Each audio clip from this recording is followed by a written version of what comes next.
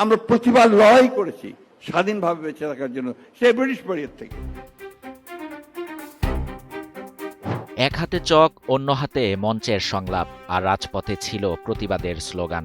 সেই শিক্ষকই আজ বাংলাদেশের রাজনীতির সর্বোচ্চ আসনের দুয়ারে।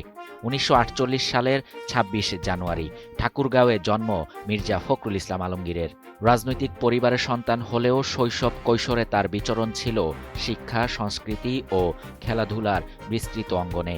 ঢাকা কলেজের শেষে ঢাকা বিশ্ববিদ্যালয়ে অর্থনীতিতে স্নাতক ও স্নাতকোত্তর ডিগ্রি নেন।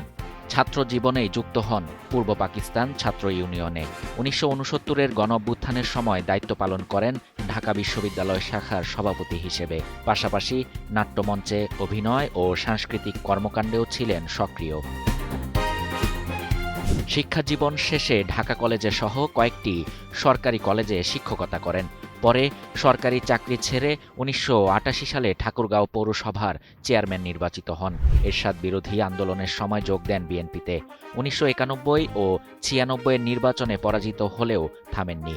২০০১ সালে ঠাকুরগাঁও ১ আসন থেকে সংসদ সদস্য হয়ে খালেদা জিয়ার মন্ত্রিসভায় কৃষি এবং পরে বেসামরিক বিমান পরিবহন ও পর্যটন প্রতিমন্ত্রীর দায়িত্ব পান। ২০০৯ সালে দলের জ্যেষ্ঠ যুগ্ম মহাসচিব, ২০১১ সালে ভারপ্রাপ্ত মহাসচিব এবং পরে বিএনপি মহাসচিব হিসেবে নিজেকে প্রতিষ্ঠিত করেন দলের অন্যতম প্রধান মুখপাত্র হিসেবে। পুরনো সহকর্মী, শিক্ষকদের স্মৃতিতেও তিনি সৎ, ভদ্র, মেধাবী ও অসাম্প্রদায়িক মানুষ। সেই মির্জা ফখরুলই এখন রাষ্ট্রপতি নির্বাচনে বিএনপির একমাত্র মনোনীত প্রার্থী। আনুষ্ঠানিকতা বাকি থাকলেও সম্ভাব্য রাষ্ট্রপতি হিসেবে তার নাম ঘিরে ঠাকুরগাঁওয়ে বইছে উৎসবের আমেজ। মহল্লায় মহল্লায় চলছে মিষ্টি বিতরণ।